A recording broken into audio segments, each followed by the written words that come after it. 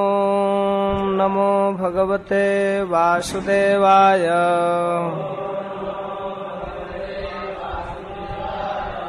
ओम नमो भगवते वासुदेवाय।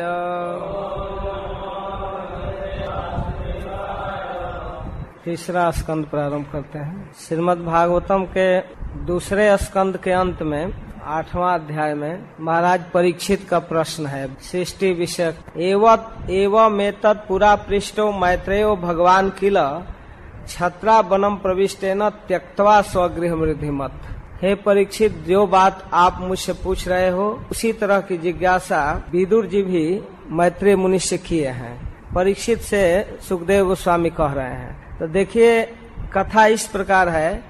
सूत गोस्वामी शौनक जी के प्रश्नों का उत्तर सुख परीक्षित संवाद से दे रहे हैं और सुखदेव गोस्वामी परीक्षित के प्रश्नों का उत्तर मैत्रेय विदुर संवाद से देना चाहते हैं।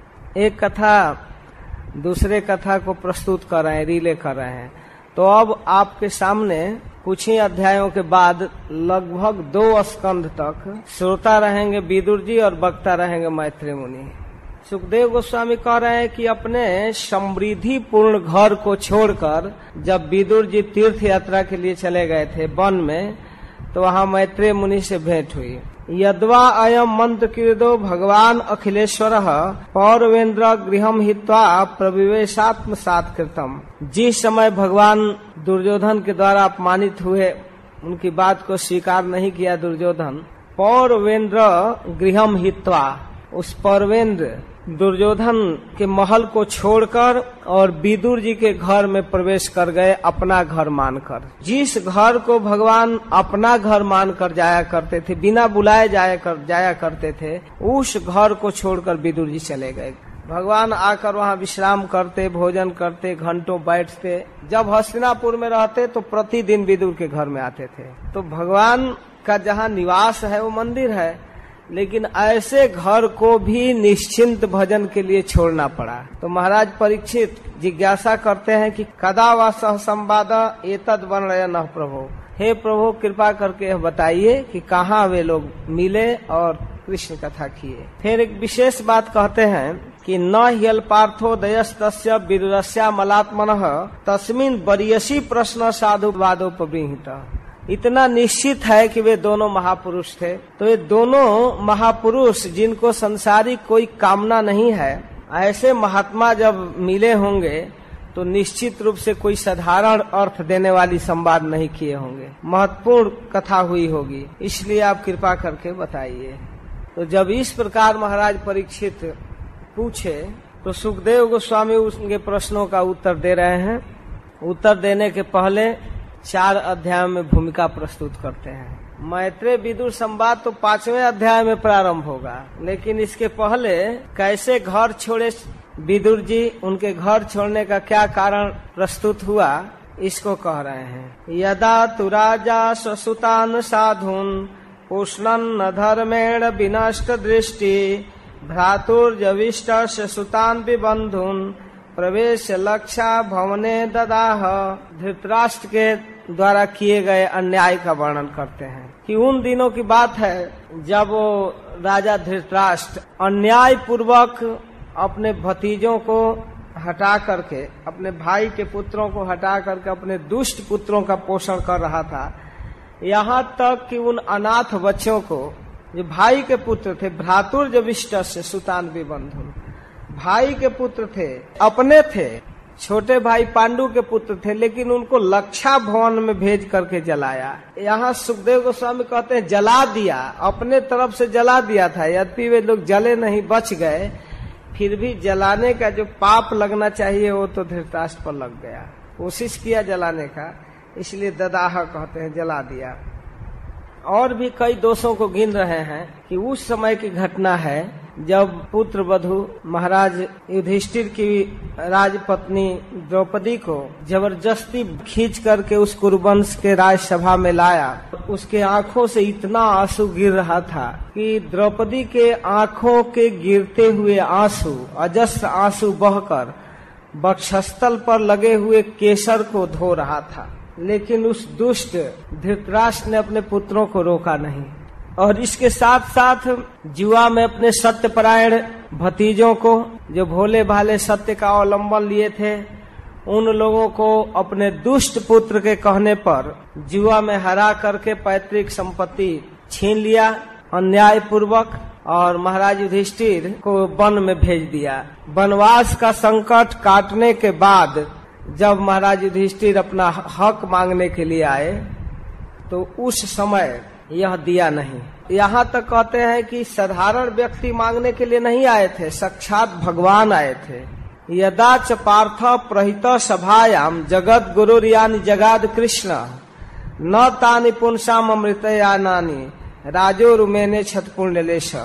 महाराज युधिष्ठिर के भेजने पर जगत गुरु कृष्ण आए थे कुरु सभा में दूत बनकर, और अपने सुमधुर वाणी से, जगत गुरु कहने का अर्थ कृष्ण को यह है कि वो समस्त विश्व के गुरु हैं, हितैषी हैं, कभी भी किसी का अहित नहीं चाह सकते। तो ऐसे हितकारी वचनों से भगवान दुर्योधन को समझाने का प्रयास किए, फिर भी वह दुष्ट भगवान की बात नहीं स्वीकार किया। जगत गुरु यानी जगाद कृष्ण, और बहुत सुंदर बोल रहे थे, मधुर बोल रहे थे, हितकारी बात कह रहे थे, लेकिन उनके हितकारी वचनों को नहीं स्वीकार किया, क्योंकि उसका पुण्य राजो रुमे ने छत पुण्य लेश, क्योंकि उसका पुण्य समाप्त हो गया था।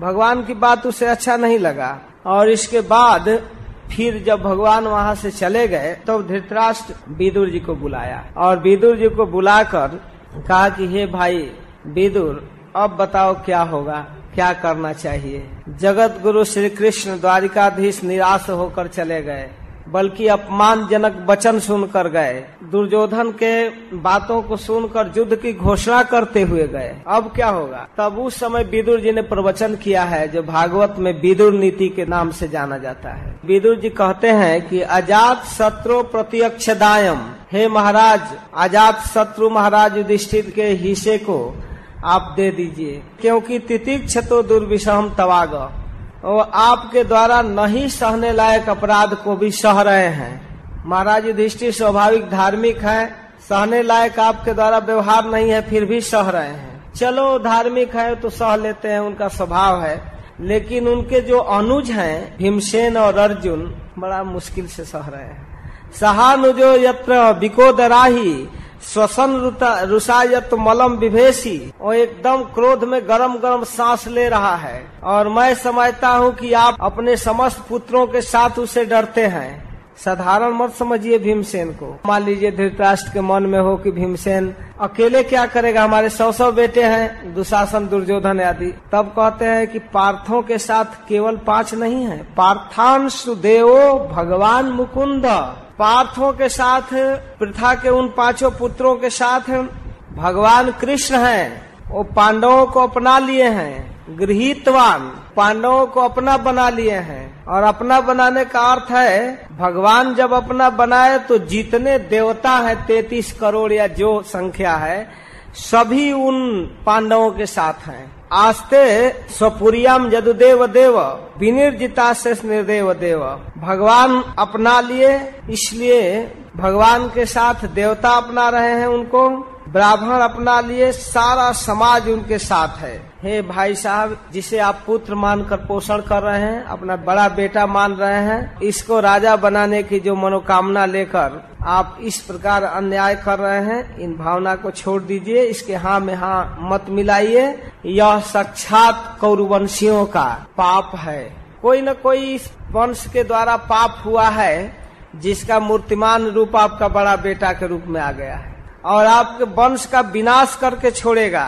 विदुर जी को जानते हैं सबसे बड़ा कष्ट क्या है। विदुर जी दुखी थे पांडवों के अपमान से ही, लेकिन भगवान का जो अपमान हुआ है अब विदुर जी सह नहीं पा रहे हैं। कह रहे हैं यह दुष्ट कृष्ण का अपमान किया है, श्रीहीन है, इसके पास अब कोई राज सत्ता नहीं है। आपके मन में भ्रम है, भगवान का अपमान करके, वैष्णवों का अपमान करके कोई सुखी नहीं रह सकता है। यह दुष्ट दोनों का अपमान किया है। अगर आप कुशल चाहते हैं तो इसको हटाइए, इसको त्याग दीजिए, और महाराज युधिष्ठिर को बुला करके उनका राज सौंप दीजिए। इत्युचिवांस तत्र सुयोधनेन प्रवृद्ध कोप स्फुरताधरेण असत्कृत सत् स्पृहणीयशील छत्ता सकरणा नुजसौ बलेन। विदुर जी का जो व्यक्तित्व है, स्वभाव है, बड़े बड़े साधु पुरुषों के स्पृहा का विषय है कि विदुर जैसा हमें स्वभाव हो, लेकिन ऐसे सत स्पृहणीयशील साधु पुरुषों के स्पृहा का विषय विदुर के प्रति सुयोधनेन प्रवृद्ध कोप स्फुरताधरेण, क्रोध में उसकी ओठे फड़फड़ाने लगी दुर्योधन की, और उसका साथ कौन दिया? सकरणा, कर्ण, अनुज और सौबलेन। कर्ण साथ दिया दुशासन और शकुनी। इस प्रकार दुर्योधन बोलना प्रारंभ किया, कह रहा है कि अरे इस दासी पुत्र को यहाँ किसने बुलाया?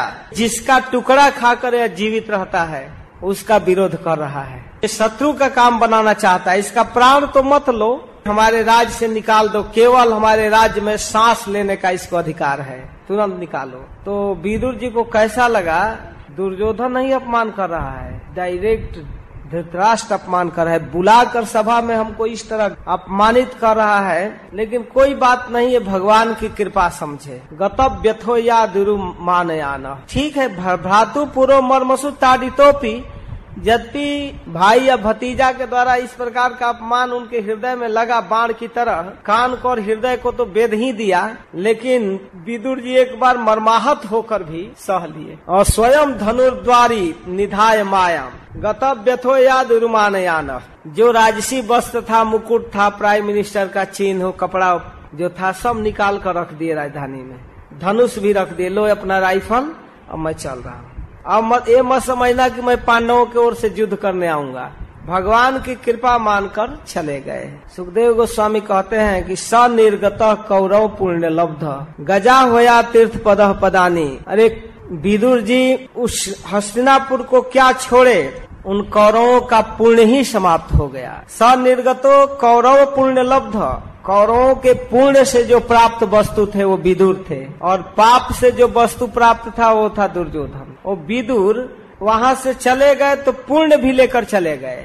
विदुर के जाने का मतलब कि पुण्य भी चला गया। साधु अवज्ञा कर फल ऐसा, जरे नगर अनाथ कर जैसा। चले गए, कहाँ गए?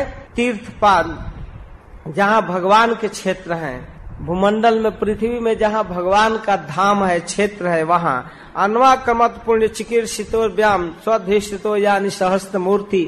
इन असत संग में जीवन बर्बाद हुआ है, अब भगवान के पवित्र क्षेत्रों में जाकर पुण्य लाभ करना चाहिए। विदुर जी भारतवर्ष के पवित्र स्थानों के तरफ निकल गए और घूमने लगे भगवान के पवित्र क्षेत्रों में। पुरेषु पुण्यो पवनाद्रि कुंजे कुंजेषु अपंग तोयेषु सरित सरसु अनंत लिंगई समलंकृतेषु चचार तीर्थ यत्नेषु नन्य। भगवान के पवित्र धाम में विचरण करने लगे, जहाँ भगवान की प्रतिमाओं से सुशोभित मंदिर, आश्रम, नगर, वन, कुंड, सरोवर, उनमें घूमने लगे और उन तीर्थों में स्नान करते हुए घूमते थे। इस प्रकार पृथ्वी पर घूमते हुए विदुर अपना राजसी वस्त्र, राजसी वेशभूषा, पोशाक सब छोड़ दिए, पूरा सन्यासी का वेश बन गया। जहाँ तहाँ घूमते थे और गांव पर्यटन में विविक्त वृत्ति सदा प्लुतोध सैनो वधूत अलक्षितो स्वैरवधूत वेशो व्रतानि चेरे हरितो सनानी। घूमते थे और प्रायः विदुर जी का कपड़ा गीला ही रहता था। अब इस कुंड में नहाए तब तक दूसरा कुंड आ गया, वहां नहाते रहते थे, जमीन पर शयन करते थे, अलक्षित वेश से रहते थे। उनको कोई पहचान नहीं पाता था कि हस्तिनापुर के प्राइम मिनिस्टर हैं। अवधूत वेश हो, व्रतानि चेरे हरितोषणानी, भगवान को प्रसन्न करने वाले व्रत का पालन करते थे। उपवास करना, एकादशी व्रत करना, सुबह में जग जाना, भगवान के लिए आरती, मंगला आरती करना, नाम जप करना, ये सब भगवान को प्रसन्न करने वाले व्रतों का पालन करने। थम ब्रजन भारत में वो वर्ष काले न जावत गतवान प्रभासम। इस प्रकार भारत वर्ष को घूमते हुए जब प्रभास क्षेत्र में गए तो वहां पर इनको सूचना मिली कि महाभारत युद्ध समाप्त हो चुका है और महाराज युधिष्ठिर इस समय पृथ्वी के एक छत्र अखंड राजा हैं। ये सूचना उनको प्रभास क्षेत्र में मिली। धृतराष्ट्र के 100 पुत्र मारे गए, कई बच्चों का, ब्राह्मणों का वध हुआ है। द्रोणाचार्य और भीष्म पितामह जैसे महारथी महान लोग युद्ध में मारे गए। सुन लिए कि वो युद्ध में मारे गए हैं तो उनके लिए भी स्नान किए। प्रीत, उष्णा, मनु, पृथु, अग्नि, असित, वायु, सुदास, गौ, गुश, श्राद्ध देव, ये पवित्र तीर्थों में घूमे। इसके बाद ब्राह्मणों द्वारा, साधुओं द्वारा जो स्थापित मंदिर है, उन मंदिरों पर भगवान विष्णु के चक्र का चिन्ह देख करके जाते थे और उनका सेवन करते थे। सौराष्ट्र क्षेत्र में घूमकर फिर शौवीर, मत्स्य, कुरजांगल घूमते हुए जमुना के तटवर्ती प्रदेशों में घूमने लगे। वहां जाकर तत्रोधवम भागवतम दर्श, भागवत पुरुष उद्धव का दर्शन करते हैं। किस रूप में? सब वासुदेवानुचरम प्रशांतम बृहस्पते प्राक्तनयम प्रतीतम आलिंग गाढ़म प्रणयन भद्रम स्वनाम पृक्षत भगवत प्रजानम। जब उद्धव जी को देखे तो सोचते हैं कि यह भगवान कृष्ण के परम प्रिय मित्र, बृहस्पति के शिष्य और अत्यंत महान पुरुष प्रशांत मुद्रा में बैठा है, बड़ा गंभीर। तो विदुर जी गए और उनको पकड़ करके आलिंगन किए। आलिंगन करके लगे पूछने, आलिंग गाढ़म प्रणयन भद्रम स्वानाम पृछत भगवत प्रजानाम। उद्धव जी से विदुर जी भगवान और भगवान के प्रजा द्वारिका के समाचार पूछते हैं। एक एक लोगों का नाम रख रख करके एक एक श्लोक में पूछते हैं। हे उद्धव, आप कृपा करके यह बताइए, भगवान कृष्ण कुशल से है न? क्वचित पुराणो पुरुषो सोनाभ्य पाद्यानुवृत्ति किलावतीर्णो आसात उर्व्याम कुशलम विधाय कृतक क्षणो कुशलम सूर्य है। पुराण पुरुष श्री कृष्ण और बलराम द्वारिका में ठीक से है न? जिनके नाभि से ब्रह्मा उत्पन्न हुए और ब्रह्मा जी के प्रार्थना पर जो पृथ्वी में अवतार लिए, वह प्रभु पृथ्वी को आनंदित करते हुए द्वारिका में वसुदेव जी के घर में ठीक से हैं। भगवान पुराण पुरुष के विषय में पूछने के बाद एक एक व्यक्ति के विषय में पूछते हैं और उनके एक एक विशेषण भी कहते हैं। वसुदेव जी ठीक से है ना? वह वसुदेव जो बड़ा ही प्रेम करते हैं हम कुरुवंशियों से, अपने कुंती आदि बहनों के लिए बहुत बड़ा दहेज दिए थे, मनचाहा दहेज। जब पांडु महाराज का विवाह हुआ था तो वसुदेव जी बहुत बड़ा दहेज दिए थे, लेकर आए थे, तो उनको याद कर रहे हैं। प्रद्युम्न ठीक से है ना? कुशल से है? पूर्व जन्म में कामदेव थे। रुक्मिणी ब्राह्मणों की आराधना करके साक्षात कामदेव को ही पुत्र के रूप में प्राप्त की है। प्रद्युम्न ठीक से है ना? कुशल से है। और उग्रसेन, जिनके पुत्र कंस ने उनको राजच्युत करके कारागृह में डाल दिया था और भगवान कंस का वध करके फिर उग्रसेन को राजा बनाए। सात्यकी जी ठीक है। क्षेमम सकश्ची युयुधान आस्ते यह फाल्गुना लब्ध धनु रहस्य।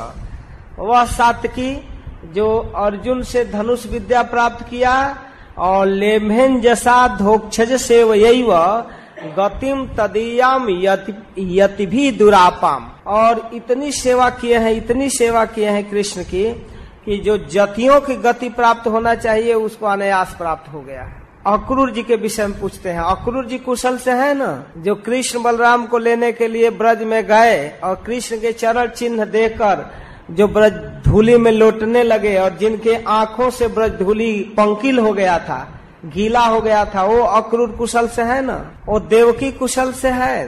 भगवान की माता देवकी जो माता अदिति है, जो पुत्र के रूप में कई बार भगवान को प्राप्त की, वो देवकी ठीक से है ना? प्रद्युम्न का पुत्र अनिरुद्ध ठीक से है, कुशल से है ना? इसके साथ कृष्ण के और भी अन्य हृदय चारुदेश आदि पुत्र कुशल से हैं। पांडवों का कुशल बताइए। महाराज युधिष्ठिर कुशल से हैं, जो नहीं सहने लायक अपराध को भी सहते रहे। भीमसेन कुशल से है। भीमसेन अपना क्रोध छोड़ा कि नहीं? अर्जुन कुशल से है ना? जो अपने गांडीव के बल पर भगवान शिव को भी संतुष्ट कर दिया था। नकुल सहदेव कुशल से हैं, जिनको महाराज युधिष्ठिर अपने आंख के पलकों जैसा सुरक्षा करते हैं। महारानी कुंती ठीक से है, बेचारी असमय में विधवा हो गई, अपने छोटे छोटे बच्चों का पालन की। अब अंत में धृतराष्ट्र का समाचार पूछते हैं। धृतराष्ट्र कुशल से हैं। सौम्यानुशोचे तमधा पतंतम भ्राते परेताय विदुद्रुहय निर्यापितो जन सुहित स्वपुरियाम अहम स्वपुत्रान समनुव्रतेन। मुझे तो उस अधः पतन में जाने वाले धृतराष्ट्र भाई के लिए बार बार चिंता हो रहा है, जिन्होंने अपने परलोक में गए हुए भाई को भी नहीं छोड़ा, अपमान किया पांडु महाराज को। मुझसे घर से निकलवा दिया। तो इस प्रकार विविध प्रकार के प्रश्न करते हुए विदुर जी कहते हैं कि हे उद्धव, भगवान श्री कृष्ण जन्म और कर्म से रहित हैं, फिर भी दुष्टों का विनाश करने के लिए जब पृथ्वी पर आते हैं तो उनका दिव्य जन्म और कर्म होता है। अजस्य जन्मोत्पथनाशनाय कर्माण्य कर्तु ग्रहणाय पुंसाम नन्वत यथा कोरहति देह जोगम परो गुणानाम उत्कर्म तंत्रम। भगवान का जन्म कर्म साधारण नहीं है, फिर भी वे आते हैं तो दिव्य जन्म कर्म करते हैं, और इसलिए जन्म कर्म करते हैं कि उनके जन्म कर्मों को लोग कहकर सुनकर उनके अनुरूप हो जाए। तो आप कृपा करके भगवान के गुणों का वर्णन कीजिए। तस्य प्रपन्ना अखिल लोकपालम अवस्थितानाम अनुशासने से अर्थाय जातस्य यदुष्वजस्य वार्ता सखे कीर्तय तीर्थ कीर्ते। अतः हे मित्र, हे उद्धव, जो भगवान अजन्मा होकर भी जन्म लिए हैं और जिनके आज्ञा से समस्त लोकपाल सेवा करते हैं और जो अपने कृपा करने के लिए भक्तों पर यदुकुल में जन्म लिए हैं, उन पवित्र कीर्ति भगवान की कथा करो। उद्धव जी अपनी माँ के मुख से कृष्ण कथा सुन सुनकर इतना अधीर हो जाते थे, खेलते समय कृष्ण की मूर्ति बनाकर उनको कुछ फूल चढ़ाते, कुछ फल चढ़ाते, भोग लगाते, आरती करते, ऐसा उनकी सपरिया करते कि भूल जाते थे कलेऊ करने, भोजन ब्रेकफास्ट का भी ध्यान नहीं रहता था। माता के बुलाने पर भी नहीं आते थे। यह पंचहायनो मात्रा प्रातः राशा याचित, सुबह के भोजन के लिए, ब्रेकफास्ट के लिए बुलाने पर भी नहीं आते थे। क्यों नहीं? तन्नई छद रचयन जस्य सपर्यम बाल लीलया। तो जिनका बचपन 5 वर्ष की अवस्था ऐसे हो सकता है, स कथम सेवया तस्य काले न जरसम गता।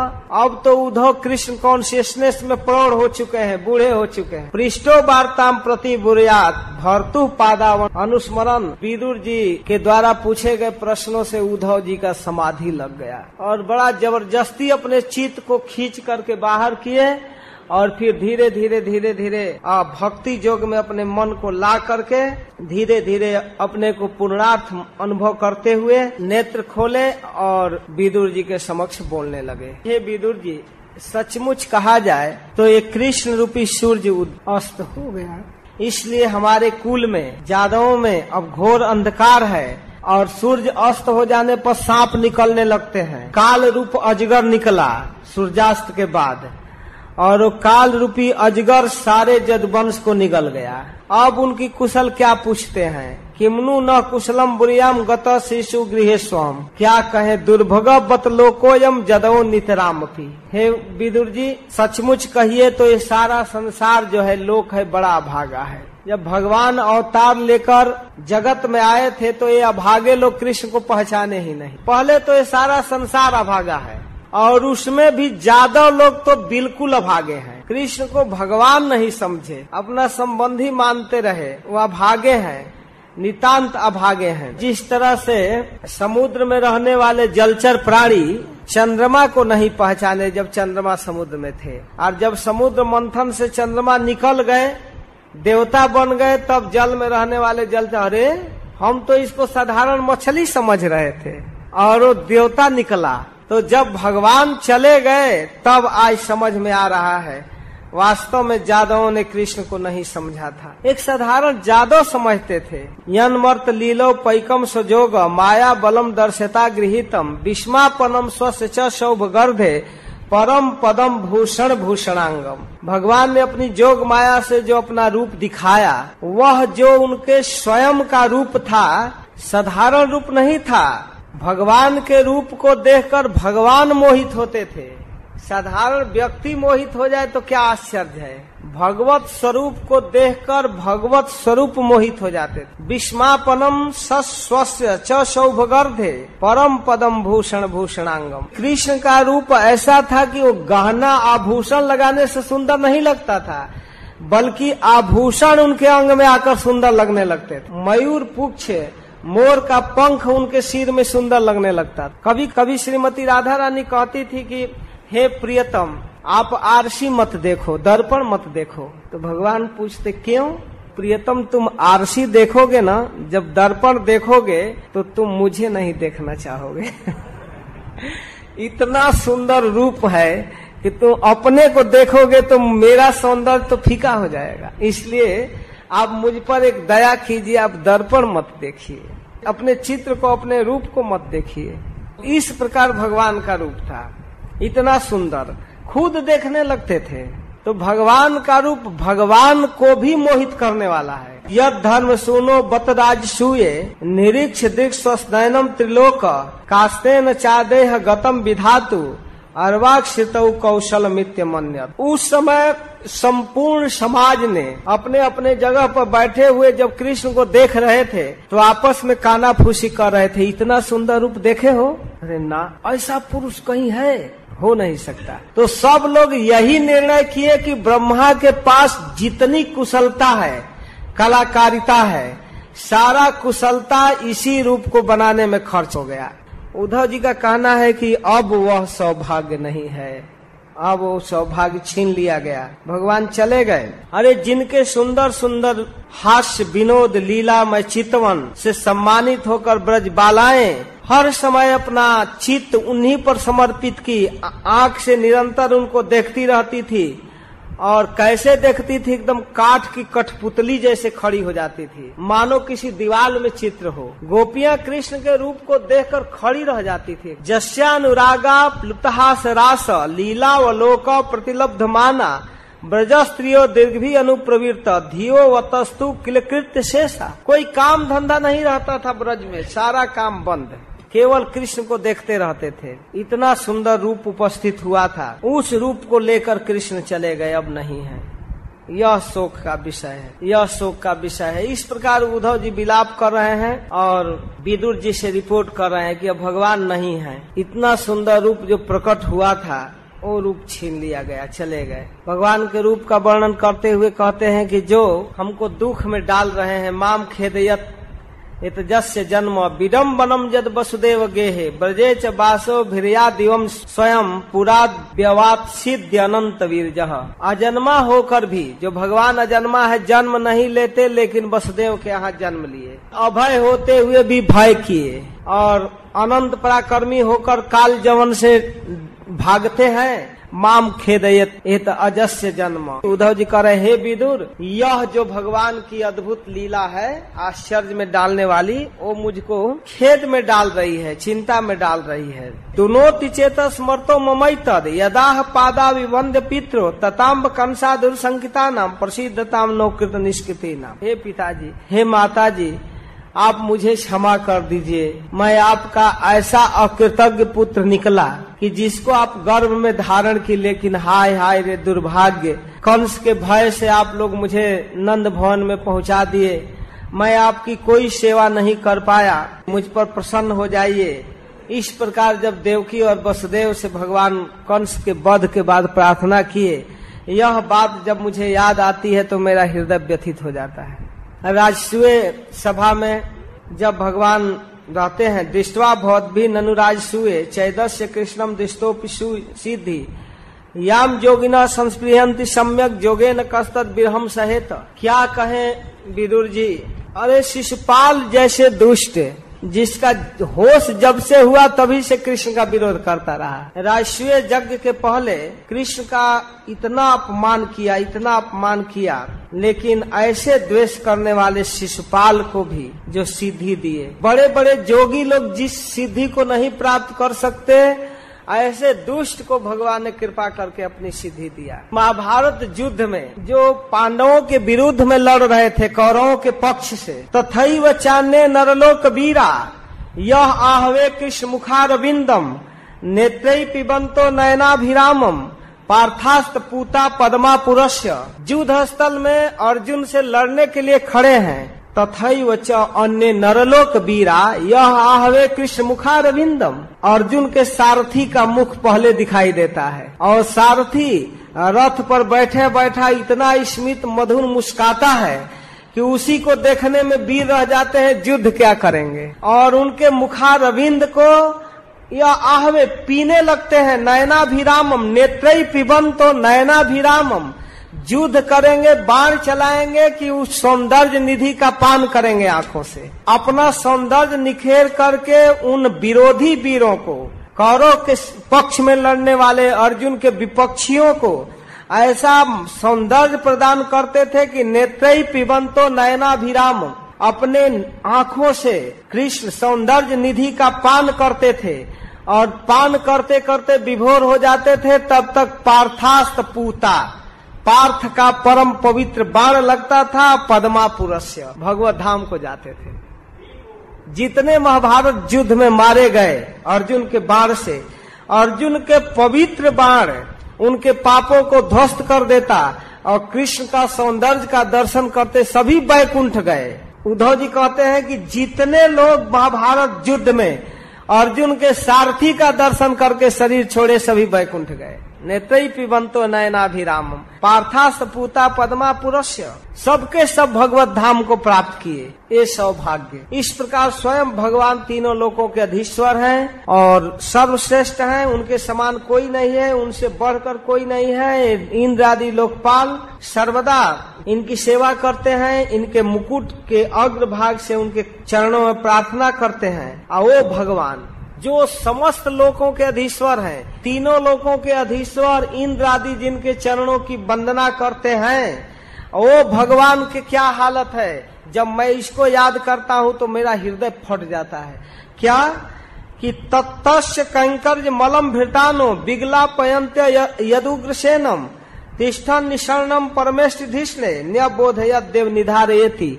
वो उग्रसेन के सामने खड़ा होकर कहते हैं, हे जदकुल के राजा, हे जादवों के स्वामी, मेरे लिए क्या आज्ञा है। सबके बड़े स्वामी, तीनों लोकों के अधीश्वर, इंद्र आदि देवताओं के आराध्य, शिव ब्रह्मा जिनके चरणों की आराधना करते हैं, वह भगवान कृष्ण जब उग्रसेन के सामने आकर खड़ा होते हैं और कहते हैं, हे नाथ हमारी प्रार्थना सुनिए, हमारे लिए आपकी क्या आज्ञा है। उग्रसेन के सामने हाथ जोड़कर खड़ा हो जाते थे। ये बात जब मुझे याद आती है, कहते न्यबोधयत देव निधारयति, हमारे लिए निश्चय कीजिए हमको क्या करना है, हे स्वामी हमारे लिए क्या आज्ञा है। ये जब उग्रसेन के सामने, युधिष्ठिर के सामने हाथ जोड़कर खड़े रहते थे।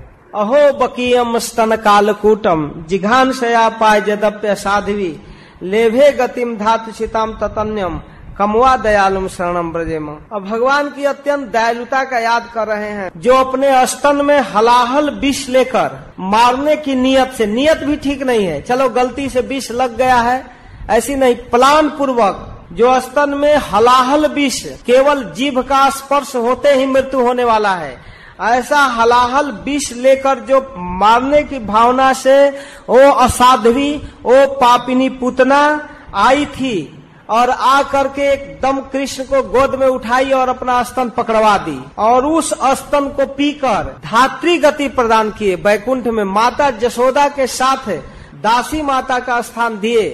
ऐसा कोई दयालु है जिसका शरण लिया जाए। देखिए कृपालुता का दर्शन। अहो आश्चर्य कृपालुताया हंतुम इच्छाया पियस्तनयो संभृतम कालकूटम विषम यम पायत बकी पुतना असाध्वी दुष्टापी धात्रा जसोदया उचितम गति लेभे। माता की गति प्रदान की। भक्त वेश मात्र से मात्रेण यह सदगतिम दत्वानित्यर्थ। अरे भक्ति करने पर क्या होगा, भक्ति का केवल नाटक करने पर गति प्राप्त हुआ है। विदुर जी वास्तव में माँ नहीं थी, न लाड़ प्यार करना चाहती थी, वो मारना चाहती थी, लेकिन जो ड्रामा प्रस्तुत की माता का, उसी से भगवान प्रसन्न हो गए और उसको माता की गति प्रदान कर और हलाहल विष देने से प्रसन्न हो गए। अगर कोई भक्ति पूर्वक दूध अर्पण करे, भक्ति पूर्वक भोग बनाकर अर्पण करे तो भगवान कितना प्रसन्न होंगे। भक्त वेश मात्रेण यह सदगतिम दत्वान इत्यर्थ। केवल भक्त का वेश धारण करने से, माता का वेश धारण करने से पुतना को ऐसी गति दिए। ततो अन्यम कमवा भजेम। अरे भाई और अन्य दूसरों को भजने की क्या जरूरत है। कौन ऐसा दयालु है जिसका शरण लिया जाए। विज्ञ जनेर है यदि कृष्ण गुण ज्ञान सर्व तजी भजे ताते उद्धव प्रमाण। श्री चैतन्य महाप्रभु कहते हैं कि अगर बुद्धिमान व्यक्ति को कृष्ण के गुण का ज्ञान हो जाए तो सब कुछ छोड़कर कृष्ण का भजन करेगा, जैसे उद्धव जी प्रमाण देते हैं। कमवा दयालुम शरणम ब्रजेम सर्व तजी भजे ताते उद्धव प्रमाण से उद्धव जी कहते हैं कमवा दयालुम शरणम ब्रजेम। तो इस प्रकार कृष्ण का एक गुण है, इसको उद्धव जी उदाहरण देते। फिर एक महत्वपूर्ण श्लोक में कहते हैं कि मैं अपने से श्रेष्ठ तो उन असुरों को मानता हूँ जिनको मारने के लिए भगवान गरुड़ पर बैठ कर आते हैं, गदा हाथ में लेकर, चक्र लेकर, उनको मैं श्रेष्ठ मानता हूँ। मन्ने सुरान भगवान प्रधीशे संरब्ध मार्गा भिन्विष्ट चित्तान ये संयुगे क्षतार्थ पुत्र मन से सुनाभा युधमा पतंतम। मैं तो उन असुरों को भगवान का भक्त समझता हूँ, कम से कम अपने से श्रेष्ठ समझता हूँ, क्योंकि बैर भाव से भगवान की भक्ति न करके भगवान से युद्ध करने की भावना जो पोष कर रखे और उनको मारने के लिए भगवान गरुड़ जी पर चढ़कर सुदर्शन चक्र धारण करके जब आते हैं और उन असुरों का वध करते हैं, तो कम से कम अपने जीवन के अंत में भगवान का दर्शन करते हुए वो असुर शरीर छोड़ते हैं ना, वो तो हमसे करोड़ों गुना सौभाग्यशाली हैं। हाय हाय हम अभागा कि आज भगवान के बिना जीवित, और हमारे जीवन में ऐसा अवसर नहीं आने वाला है। उद्धव जी विलाप कर रहे हैं। वसुदेवस्य देवक्याम जातो भोजेन्द्र बंधने चिकीर्षु भगवानस्या समजेनाभियाचित ततो नंद ब्रजमिति पित्रा कंसा विविभ्यता एकादश समातत्र गुड़ार्ची सबलो वसत। ब्रह्मा जी के याचना से पृथ्वी का भार उतारने के लिए वसुदेव की पत्नी देवकी के गर्भ से कंस के कारागृह में जन्म लिए, और कंस के डर से पिता वसुदेव के द्वारा नंद के ब्रज में पहुंच गए और वहां बलराम जी के साथ 11 वर्ष तक लीला किए। एकादश समातत्र गुड़ार्ची सबलो वसत। और ब्रज में रहकर क्या किए? यमुना के उपवन में हरे हरे वृक्षों के तलहटी में कलरव करते हुए पक्षियों के झुंडों में बछड़ों को चराए, और इसके साथ कौमारिम दर्शन चेष्टाम प्रेक्षणीयाम ब्रजौकशाम रुदन्यव हसन मुग्ध बाल सिंहावलोकनम। बाल लीलाओं को प्रदर्शित किए, ब्रजवासियों को विविध लीलाओं से आकृष्ट कराए। इति दृक्ष लीला भीरानंद कुंडे। ब्रजवासियों के यहाँ विविध प्रकार की लीला करते थे। ब्रजवासियों को आकृष्ट करने के लिए कभी रोते थे, कभी हंसते थे, कभी सिंह की तरह मस्त चाल चलते थे, और कभी मुग्ध हो जाते थे, कभी भयभीत होकर भागने लगते थे। गायों को चराते थे, बांसुरी बजाते थे। ब्रज में रहते हुए भगवान कंस के द्वारा प्रेरित दैत्यों का वध किए, कालिये का दमन किए। ब्राह्मणों के द्वारा नंद बाबा को प्रेरित करके गोवर्धन का पूजा कराए। गोपराज के द्वारा अयाजयत गो सवेन गोपराज राजम द्विजोतमयी बीतस्य चोरभारस्य चिकीर्षण सद्वय पिभु। ब्रज में बहुत धन बढ़ गया था। उद्धव जी कहते हैं उस धन का उपयोग कराए, बहुत बड़ा यज्ञ कराए, गोवर्धन पूजा। इतना प्रसाद बना, इतना प्रसाद की पर्वत जैसा रखा गया था। अन्नकूट हुआ, अन्न का कूट माने पहाड़, बड़ा बड़ा स्तूप भात का, सब्जी का, सरोवर जैसे दाल बना बना कर रखा गया बड़े बड़े कुंड में। और उसी प्रकार खीर, मिठाइयाँ, अन्न का जब पहाड़ बन जाए तो उसके अन्नकूट कहते। तो अन्नकूट करा करके ब्रजवासियों के धन का सुंदर व्यय कराए। जब इंद्र क्रोधित हो गया तो वर्ष तिंदे ब्रज कोपात भग्न माने तिविहवला आ गोत्र लीला पत्रेण त्रातो भद्रानुगृहता। जब क्रोधित होकर के इंद्र वर्षा करने लगे तो गिरिराज को उठा लिए छत्ता की तरह। इस प्रकार भगवान ब्रज में बहुत सुंदर सुंदर लीला किए। फिर इसी प्रकार वृंदावन में शरद पूर्णिमा के दिन शरद चांदनी में गोपियों के साथ रास किए। शिखरई मृष्टम मानयन रजनी मुखम गायन कल्पदम रे में स्त्रीणम मंडल मंडना। हजारों लाखों गोपियों का मंडल जुटाकर रास विहार किए। ब्रज की अंतिम लीला है। अब तीसरे अध्याय में उद्धव जी द्वारिका की लीलाओं का वर्णन करते हैं। प्रश्न क्या है, उत्तर क्या हो रहा है, थोड़ा सा संक्षेप में एक उत्तर दिए कि भगवान नहीं है, बस। इसके बाद वसुदेव जी के विषय में, देवकी के विषय में, उग्रसेन के विषय में और यादवों के विषय में जो विदुर जी का प्रश्न है उसका कोई उत्तर नहीं। कृष्ण के गुणों को, कृष्ण के लीलाओं का वर्णन कर रहे हैं। यही है वैष्णव की परिपाटी। वास्तव में भगवान के गुणों का वर्णन वैष्णव का अपना निजी स्वभाव है। बस भगवान के गुण का वर्णन करते हैं, भगवान के लीलाओं का वर्णन करते हैं। इसके बाद कृष्ण अपने माता पिता देवकी वसुदेव को सुख पहुंचाने की इच्छा से बलराम जी के साथ मथुरा पधारे और शत्रु समुदाय के साथ कंस, जो शत्रुओं का सेनापति ऊंचा सिंहासन पर बैठा था, उसको खींच कर पटक कर एक घूसा जमाए और प्राण पखेरु उड़ गया। और केवल कंस को मार करके संतोष नहीं किए, बल्कि और लोगों को खुश करने के लिए दिखाए, घसीट कर दिखाए कि पूरा मर चुका है। ततः स आगत्य पुरम स्वपित्रो चिकीर्षयाम सम बलदेव संयुत निपात तुंगाद्रिपुयूथनाथम हतम व्यकर्षद व्यसुमोज सौर्व्याम। कंस को मारे एक घूसा जमकर और प्राण तो निकल गया, इसके बाद टांग पकड़कर पूरा घुमा दिए कि अब जीवित नहीं, मर चुका। तो देखने वाले सभी को संतोष दिए। सांदीपने सकृत प्रोक्तम ब्रह्माधित्य सविस्तरम तस्मय प्रादाद वरम पुत्रम मृतम पंच जनोदरात। संदीपनी मुनि के आश्रम में जाकर 64 दिन में पढ़कर आए और अपने गुरु महाराज को एक अद्भुत दक्षिणा दिए। जिनका पुत्र जमराज के यहाँ चला गया था, मर चुका था समुद्र के द्वारा, उस पुत्र को लौटाए दक्षिणा में। रुक्मी के बुलावे से रुक्मिणी के विवाह करने के लिए शिशुपाल आदि दुनिया के जितने हुड आए थे, उन सबका अहंकार चूर्ण करते हुए रुक्मिणी के साथ पाणी ग्रहण किए, उनके साथ विवाह किए।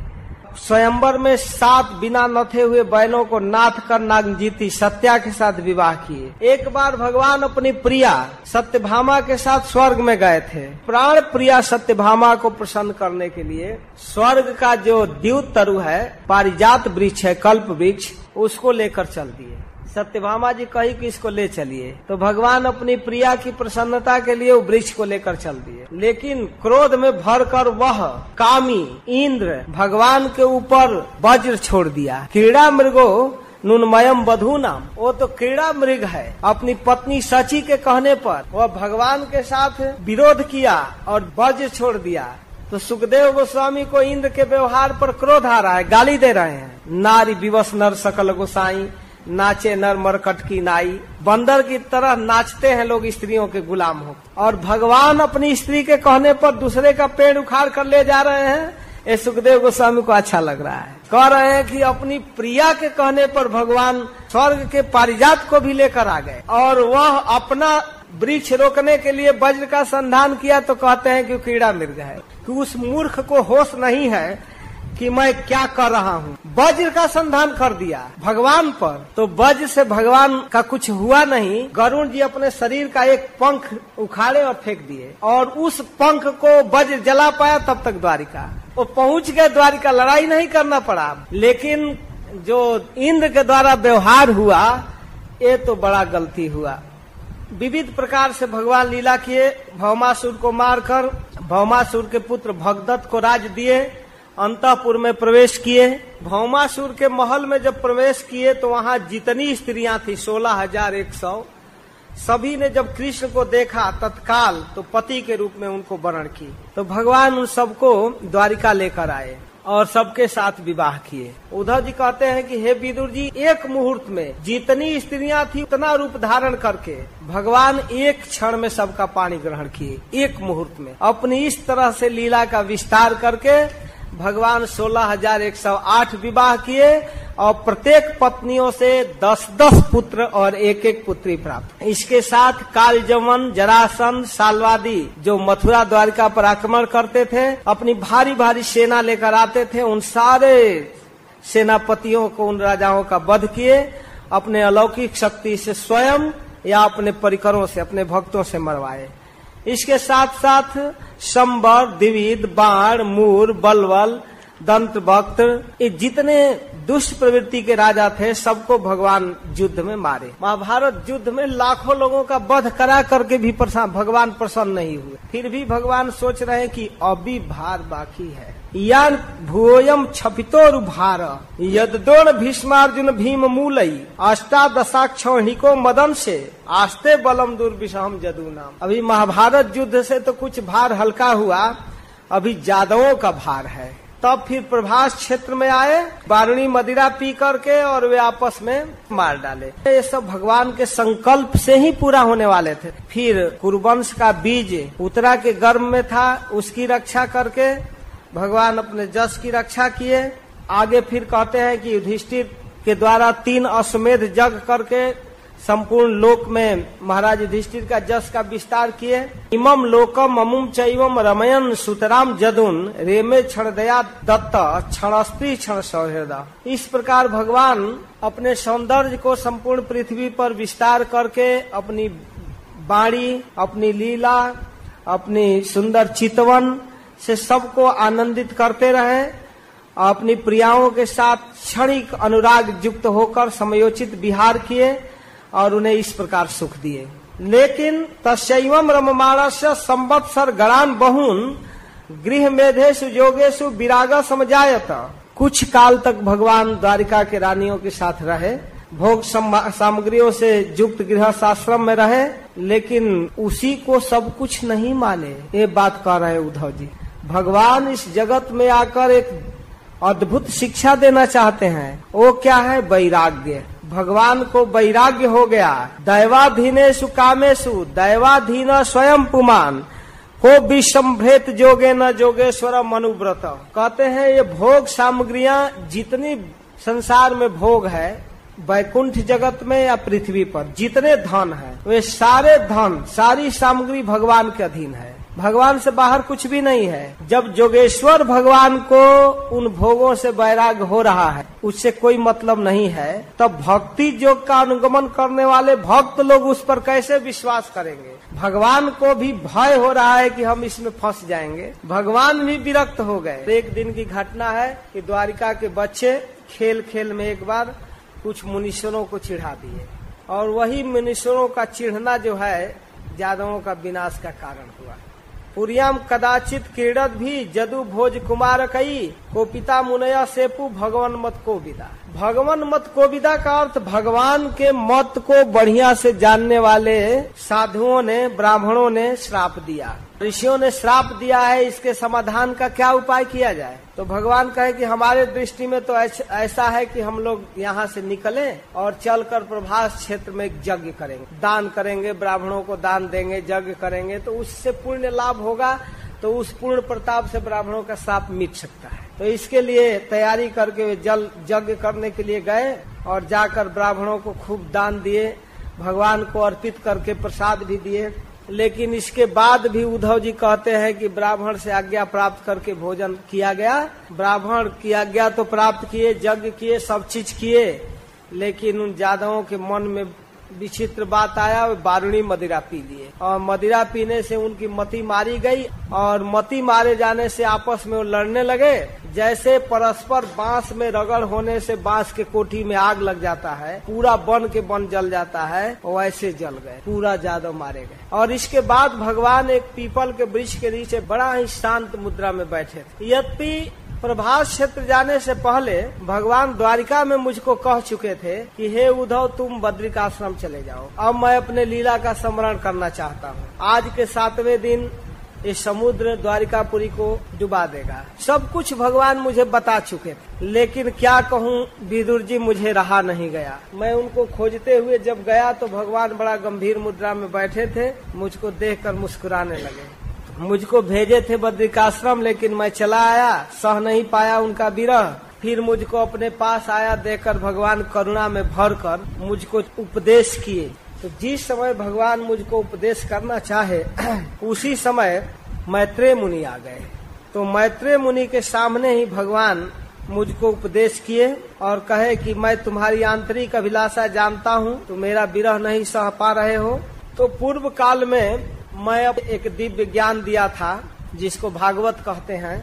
पहले मैंने ब्रह्मा को यह ज्ञान दिया, अब मैं चलते चलते आपको वही भागवत दे रहा हूँ। इस भागवत को प्राप्त करके आप बद्रिकाश्रम जाइए और हमारे विरह में रहने वाले भक्तों को भागवत सुनाइए। भगवान को छोड़कर भी भगवान की सेवा किया जाए, भगवान की प्रसन्नता के लिए भगवान तक का त्याग, ये बहुत बड़ी उपलब्धि है। पूरा मया प्रोक्तम अजयाय नाभे पद्मे निषण्णाय ममादि सर्गे ज्ञानम परम मन महिमा व भाषम यत सूर्यो भागवतम बदंती। पूर्व काल में मैंने नाभि कमल पर स्थित ब्रह्मा को अपनी महिमा का ज्ञान दिया था, जिसे विवेकी लोग, सूरी लोग भागवत कहते हैं। उसी भागवत को मैं तुम्हें दे रहा हूँ। प्रकार भगवान मुझ पर प्रसन्न होकर के भागवत दिए, अपनी कृपा बरसाए, कहे कि मैं भागवत दूंगा। भगवान की वाणी सुनकर मेरी वाणी गदगद हो गई, शरीर रोमांचित हो गया, मेरे आंखों से आंसू निकलने लगा। मान लीजिए कोई आचार्य, कोई महात्मा, कोई गुरु प्रसन्न होकर किसी साधक को, शिष्य को भागवत सुनाता है, तो वो सुनाना चाहता है तो सुनने वाला की लालसा भी व्यक्त होनी चाहिए। भागवत की परिपाटी है। उद्धव जी अपनी लालसा व्यक्त कर रहे हैं, भगवान कह दिए कि मैं भागवत सुनाऊंगा, तो उद्धव जी चुप रह जाते तब भी सुनाते। लेकिन ये वैष्णव परिपाटी है अनुमोदन करना। कहते हैं कि हाँ हाँ सुनाइए, भागवत सुनाइए प्रभु। कह रहे हैं कि प्रभु आप अजन्मा है फिर भी जन्म लेते हैं, अकर्मा है फिर भी कर्म करते हैं, निष्प्रिय है, कोई आसक्ति नहीं है फिर भी कर्म करते हैं, आप काल रूप होकर भी डर से भागते हैं, द्वारिका के किले में जाकर छिपते हैं, आत्मा राम होकर भी 16,108 स्त्रियों के साथ रमण करते हैं। इन विचित्र चरित्रों को सुनकर साधारण बुद्धि क्या विद्वान भी चक्कर में पड़ जाता है। और हे देव, आपकी बात मैं क्या कहूँ, आपका ज्ञान अखंड है, अबाध है, सबसे बढ़कर है, ब्रह्मा के भी गुरु हैं, फिर भी मेरे जैसे व्यक्ति को बुलाकर कहते हैं उद्धव क्या करना चाहिए बताओ, मुझे समझ में नहीं आता है, तुम ही मेरे आँख हो।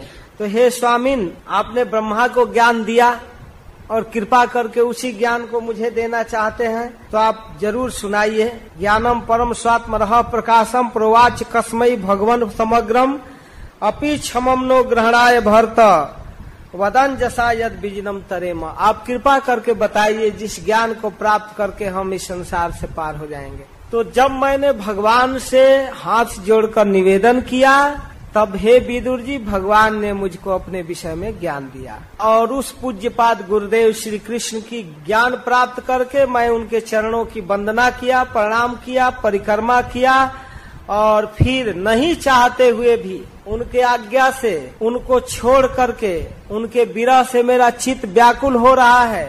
मैं बद्रिकाश्रम के रास्ते में हूँ, लेकिन बरबस ब्रजभूमि मुझे खींचकर यहाँ ला रहा है। मैं यहाँ ब्रजभूमि में घूम रहा हूँ, क्या कहूँ। प्रणम्य पादो परिवीर्त देव मिहा गतो हम बिरहा तुरात्मा।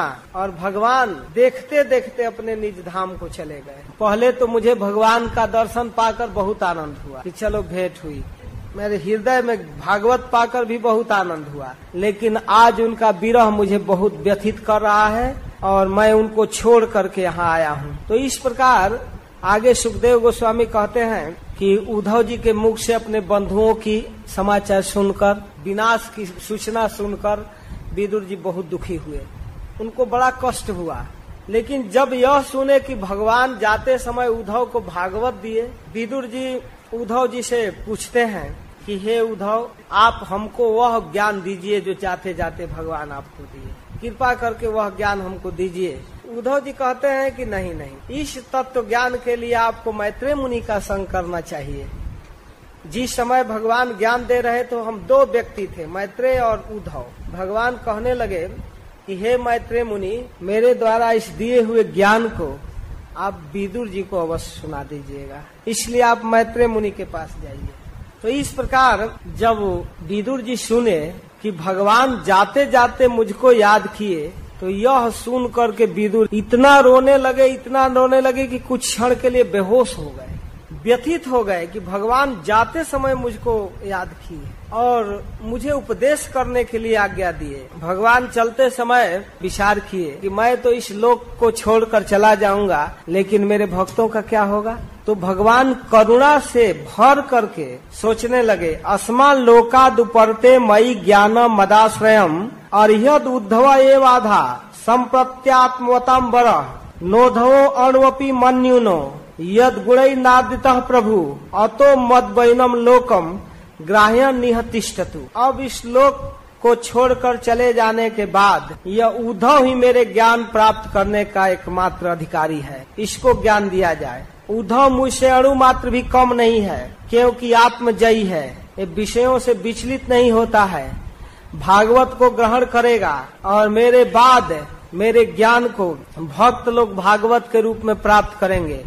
इसलिए भगवान ने अपने समग्र शक्ति को, अपने समग्र ज्ञान को भागवत में रख करके उद्धव को दिए। भगवान करुणा से भर करके भागवत दिए। तो इस प्रकार भगवान उद्धव जी को ज्ञान दिए और उद्धव उस ज्ञान को लेकर बद्रिकाश्रम में जाकर भगवान नर नारायण के पास भगवान हरि की आराधना करते हैं और जो भक्त लोग वैष्णव लोग उनके पास जाते हैं उनको उद्धव भागवत देते हैं। तो एक रूप में तो उद्धव बद्रिकाश्रम में रहते हैं और दूसरे रूप में भगवान से प्रार्थना करके ब्रज में रहते हैं, तीर्ण गुल्म लता के रूप में। आत्मानम च कुरु श्रेष्ठ कृष्णेन मन सेक्षितम ध्यायत गते भागवते रुरोद प्रेम विह्वल। विदुर जी उद्धव जी के चले जाने पर प्रेम से विह्वल होकर रोने लगे और कुछ क्षण तक रोते रहे, बेहोश रहे। कालिंद्या कतिभि सीधा अहो भी भरतर्षभ प्रापद्यत स्वसरितम यत्र मित्रा सुनो मुनि। इसके बाद जमुना के तट से चलते चलते गंगा के तट पर पहुंचे हरिद्वार, और वहां हरिद्वार में जाकर मैत्रेय मुनि का संग प्राप्त किए विदुर जी। महाराज परीक्षित का प्रश्न है कि मैत्रेय और विदुर जैसे महाभागवत आपस में मिलने पर किस प्रकार का संवाद किए, तो उसका उत्तर यहाँ प्रारंभ हो रहा है। विदुर जी मैत्रेय मुनि के शरण में जा करके उनसे जिज्ञासा करते हैं, विविध प्रकार की जिज्ञासा करते हैं। सुखाय कर्माणि करोति लोके नतई सुखम वान्य दुपारमम वा बिंदेत भूय ततएव दुखम यदत्र युक्तम भगवान बदेन। हे भगवान, संसार में लोग सुख के लिए काम करते हैं, परंतु न तो उसे सुख मिलता है न दुख दूर होता है, बल्कि उनसे दुख की वृद्धि होती जाती है। बिंदेत भूय ततएव दुखम यदत्र युक्तम भगवान बदेन। अतः इस विषय में क्या करना उचित है, आप कृपा करके बताइए। सुखे लागिया एक घर बांधिनु अनल पुरिया गेल। सुख के लिए घर बनाया, लेकिन रहने के लिए का समय जब हुआ तो आग लग गया। अमृत समझ करके भोजन किया कि चलो अमृत खा रहा हूँ, पेट में जाने के बाद पता चला विष है। ऐसे लोग जो सुख खोजते हैं वे लोग दुर्भाग्यवश भगवान से विमुख हो जाते हैं।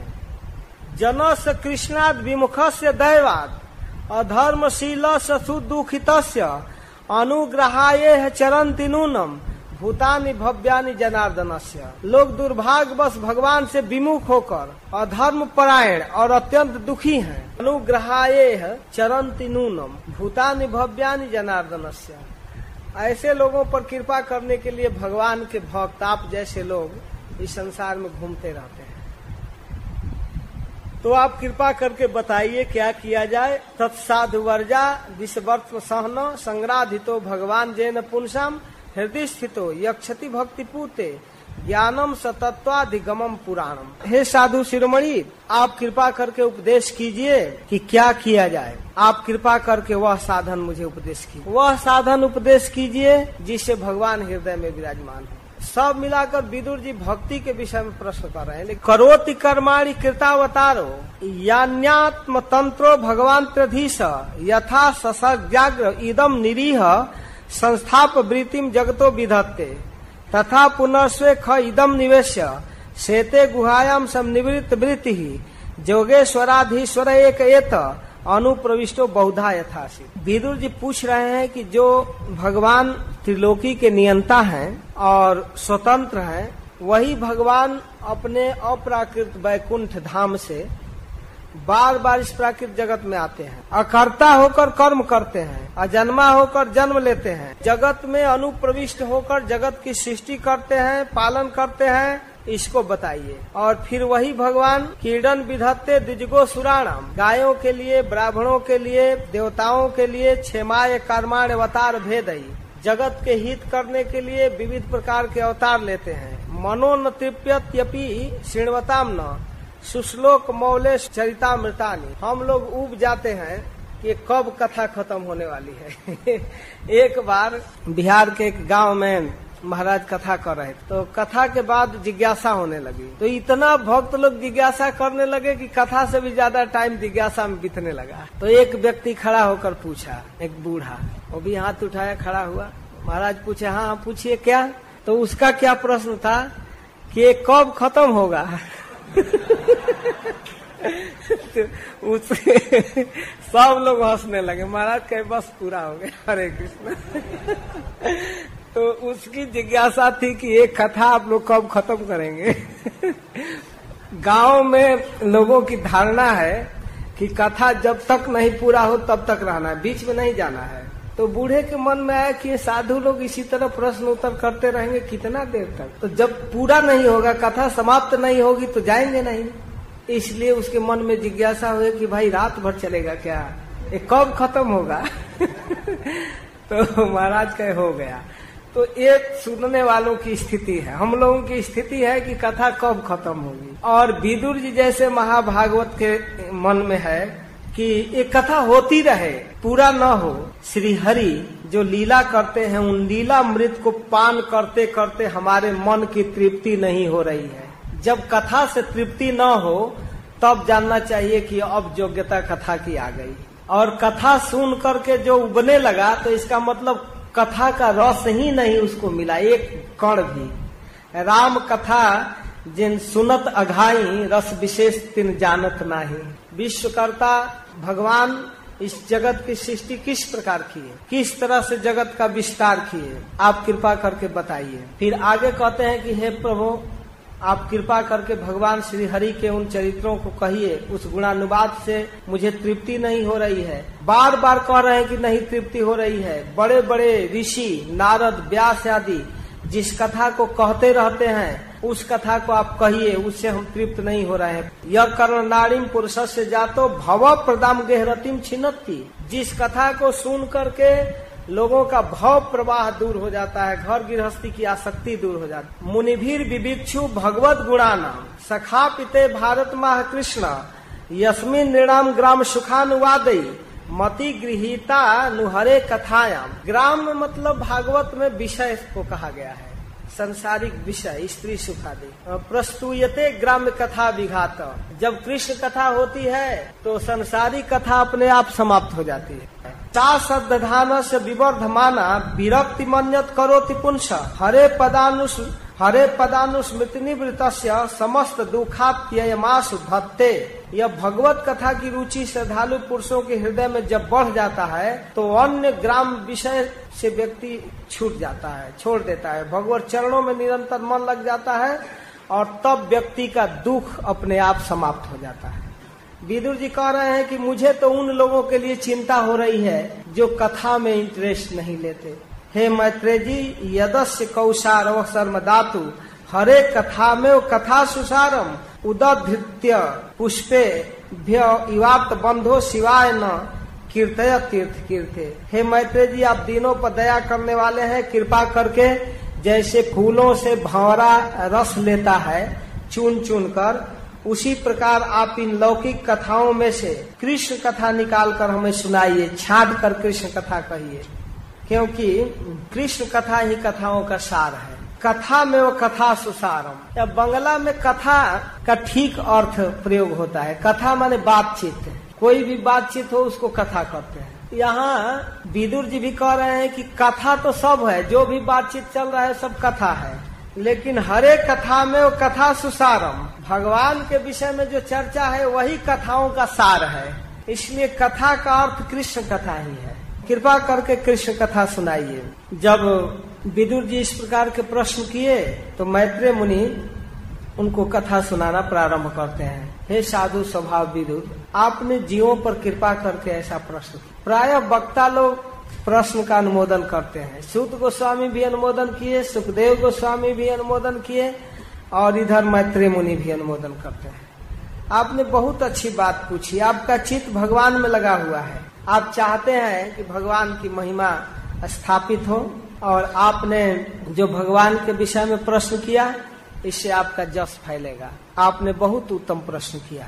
आपके द्वारा इस तरह का प्रश्न कोई आश्चर्य की बात नहीं है। आप व्यास जी के पुत्र हैं।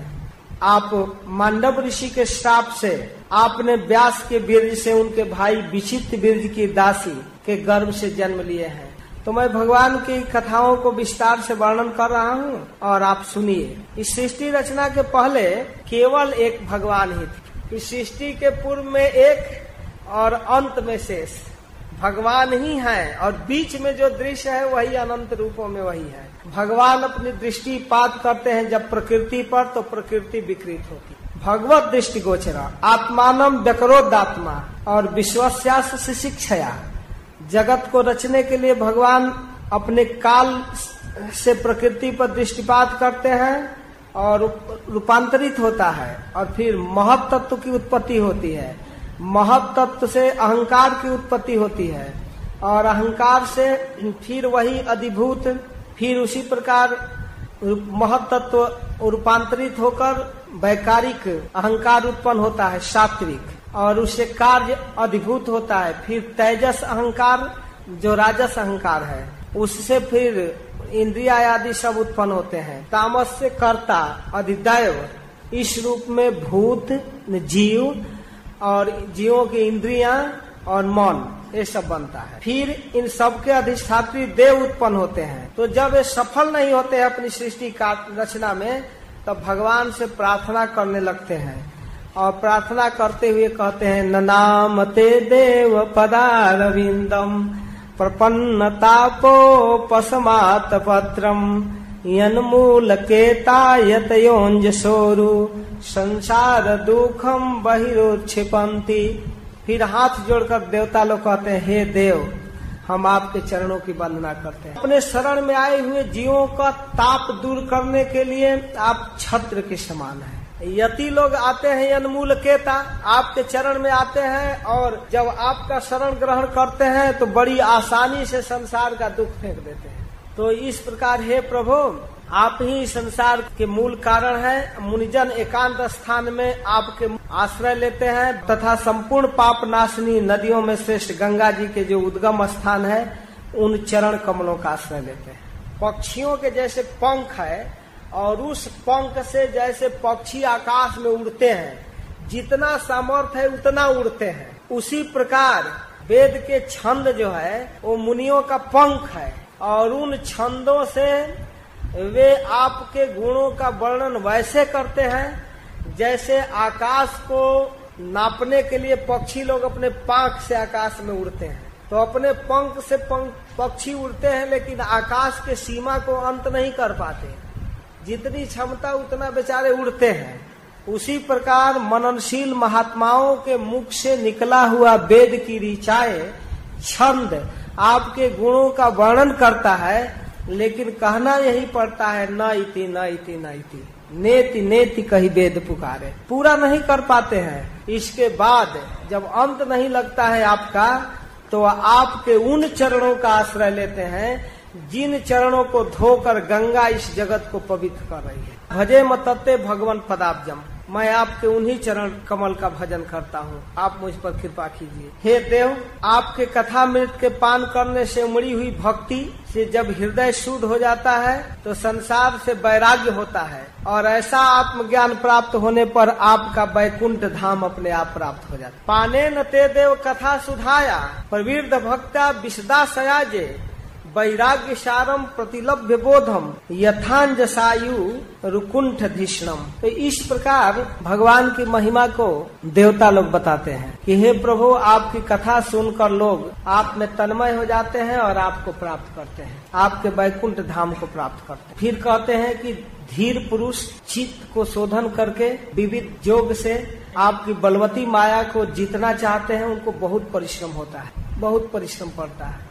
लेकिन आपकी भक्ति करके, आपकी सेवा करके भक्त लोग बिना परिश्रम से आपको प्राप्त कर लेते हैं, आसानी से आपके लीला कथा को कहकर। तथा परे चात्म समाधि जोग बलेन जित्वा प्रकृतिम बलिष्ठाम त्वामेव धीरा पुरुषम विशंति तेषाम श्रमम स्या न तु सेवयाते।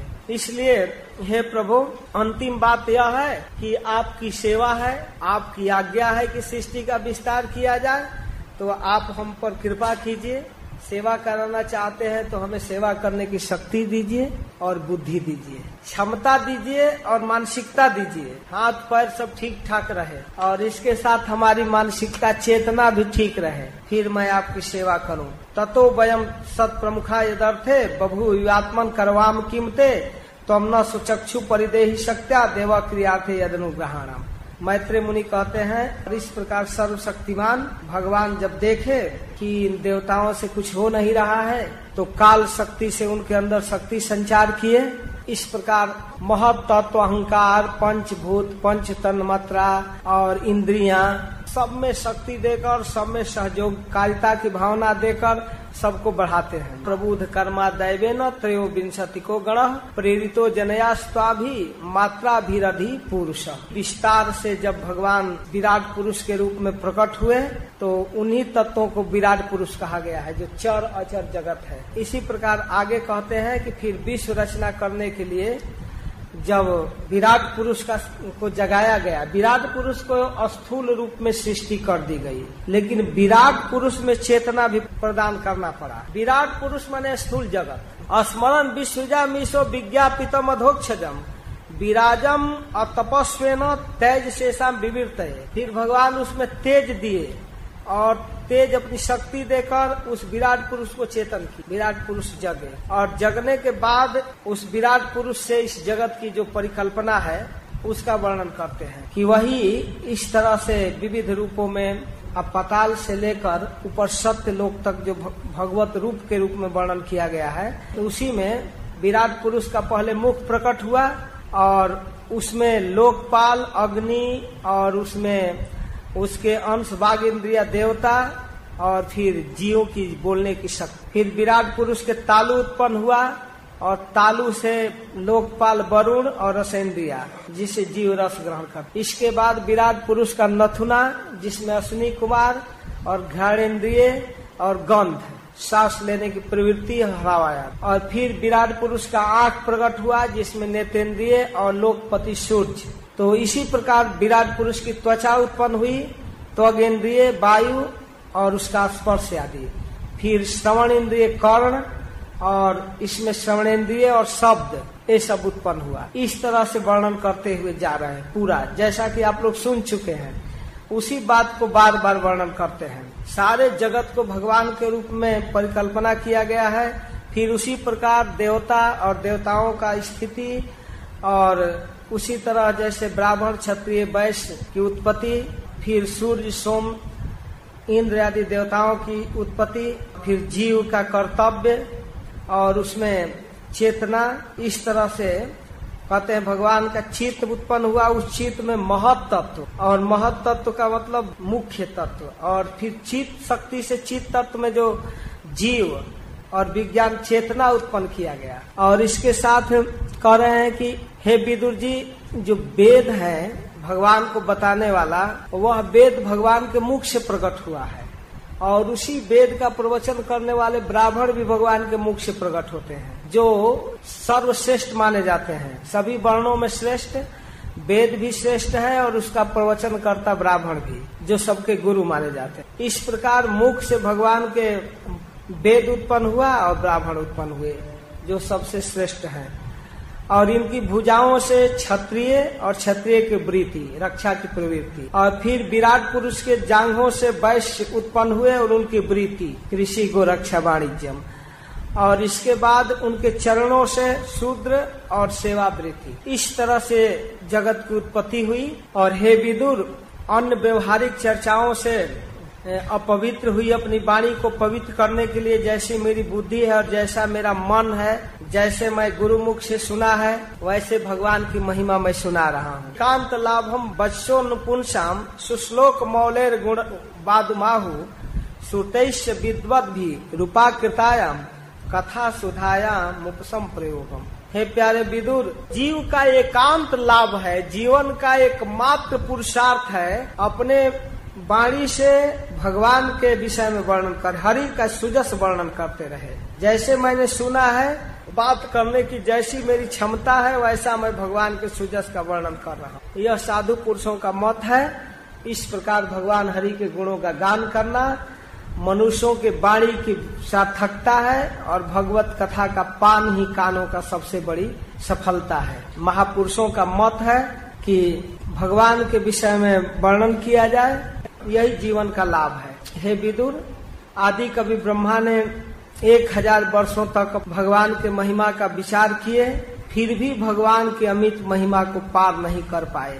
बड़े बड़े मायावियों को मोहित करने वाली भगवान की महिमा जिनका था लगाना बड़ा मुश्किल है, लोग वहां तक नहीं पहुंच पाते हैं। अन्य इंद्रियादि देवता की समर्थ क्या है, जहां भगवान रुद्र का पहुंच नहीं है, उस भगवान को हम नमस्कार करते हैं। यतो प्राप्य निवर्तन्त वाच मनसा सह अहम चान्य इमे देवा तस्मै भगवते नमः। मैं उन भगवान को नमस्कार। तो इस प्रकार मैत्रेय मुनि विदुर जी के प्रश्नों का उत्तर दे रहे हैं। अभी विदुर जी के प्रश्नों का पूरा उत्तर नहीं हुआ, अभी तो केवल भूमिका तैयार हो रही है।